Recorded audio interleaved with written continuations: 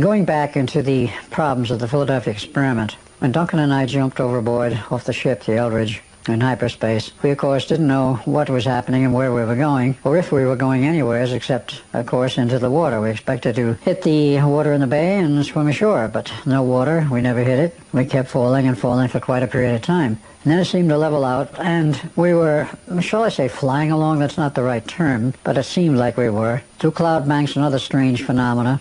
This went on for a period of time, and then we blanked out, and we woke up, as we found out, in a hospital, Duncan in one bed and I in another in the same room, and wondering what has happened, where were we, and what was going on.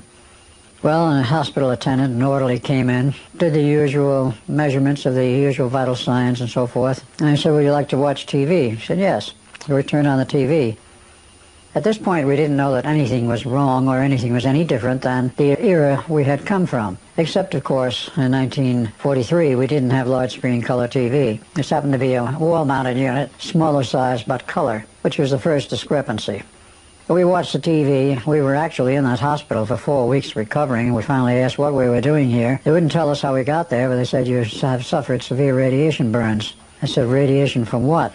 And they sort of demurred on giving us a straight answer. As they said, no, it's not much later, of course. There was radiation that you will possibly run into in deep space under certain other conditions, which, of course, is non-nuclear, but nevertheless, it's an ionizing form of radiation that can be damaging to the body. So it took about 4 weeks to recover, but in that process, in that time, we watched a lot of television. At that point, I would say after a week of watching TV, I started asking a lot of questions.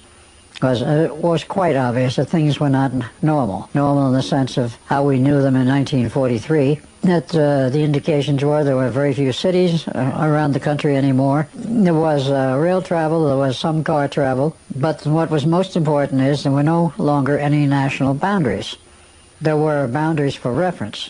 Like what states do we have in the U.S.? Well, boundaries referenced were in accordance with the American map as we saw it. But we were told very bluntly that no longer is there a government. Whatever is left of it is under military control. There were a number of references on television to the changed coastlines. It struck us that they were changed. They didn't say that. We started asking questions. Well, can you give us some maps of the United States? Maybe the United States and Canada. Oh, sure. No problem. They got them for us. We were rather dismayed to find that a good chunk of obviously underwater, the Pacific Ocean was now encroaching on dry land, largely paralleling the San Andreas Fault line. In San Francisco, a lot of San Francisco was still there, but it was not all intact. The principal part that survived was on the Rocky Promontory, which is in the downtown area. South of that, there was a lot of damage, but apparently the damage from the earthquakes and whatever else had hit started at a point someplace between San Francisco and San Jose, because the San Andreas Fault comes in at that point. San Jose, as I remember, was missing, and as you went further south, there was sort of a ragged loss of land. When it got down to Los Angeles, shall we say, the cliff area of the whole section on the beach from Malibu on south was missing. No cliffs, no apartment houses, no houses. The beaches were further inland, at least from what we thought they were originally. Downtown Los Angeles was essentially intact. It was built on a rocky area. The residential sections, other than the high hills of Altadena and some of the higher sections of Beverly Hills, were gone. They were just totally destroyed, and there was not that much left of Los Angeles as a functioning city. Long Beach, I don't recall whether it was still there or not, but I do recall that San Diego was totally gone because the loss of land began just slightly south of Los Angeles and went on inland on a rather ragged line, so that the again approached the San Andreas Fault, which of course runs through the Salton Sea in the southern part of California on down into Mexico. That point, roughly from the Salton Sea, was all gone. It was underwater, the land was gone, and there were severe changes, shall we say, in that area.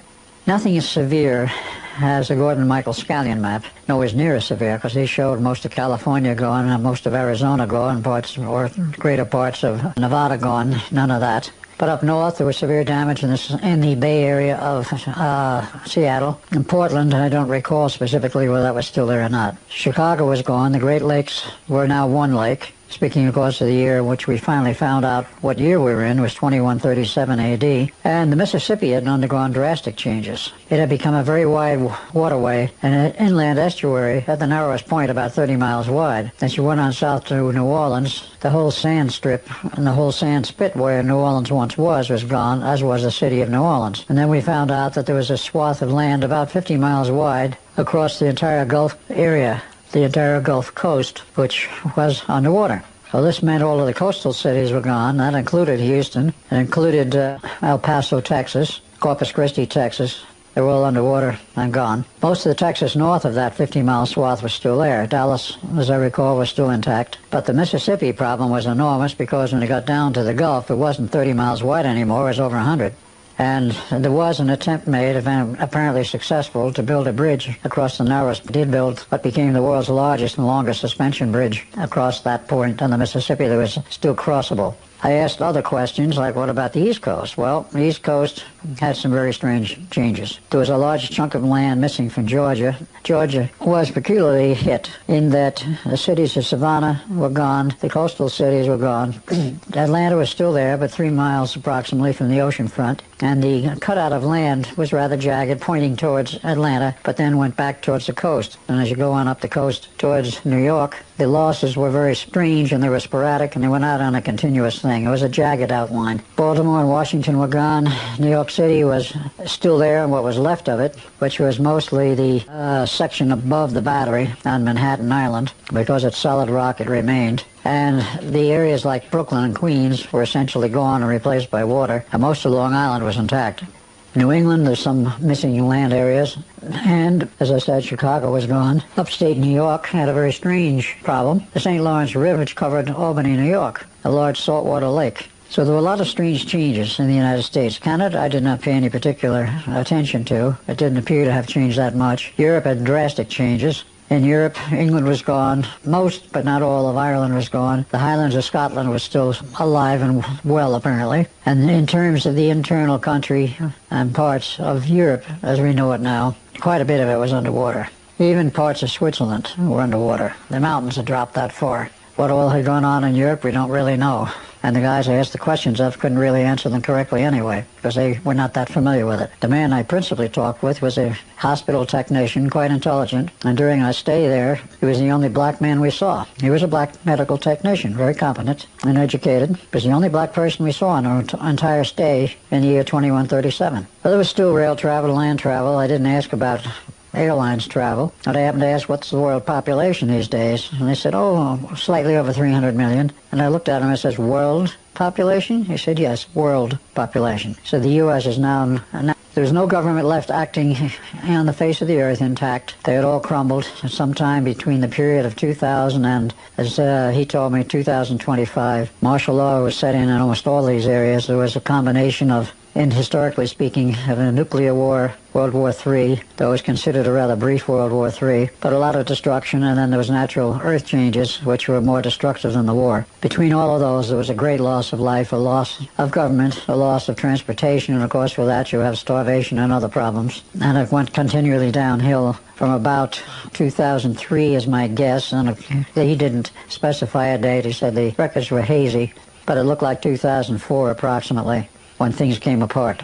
And at that point, he said what was left of the government under military control was attempting to rebuild the nation. And this was in 2137. He said it was well along to being rebuilt, but it was far from being completely rebuilt, and the destruction being replaced and over. So that was rather a strange interlude and rather a shock. Why we wound up there, I have no idea. It certainly was not our idea. And who, shall we say, engineered this little trip into the year 2137 is still unknown to me. I have some ideas as to who it might be, but that gets into a little later part of the dissertation and discussion of what happened. I asked about levels of science and technology. Oh yes, he said nothing was lost during this whole period of the earth destruction and the earth upheavals and the war.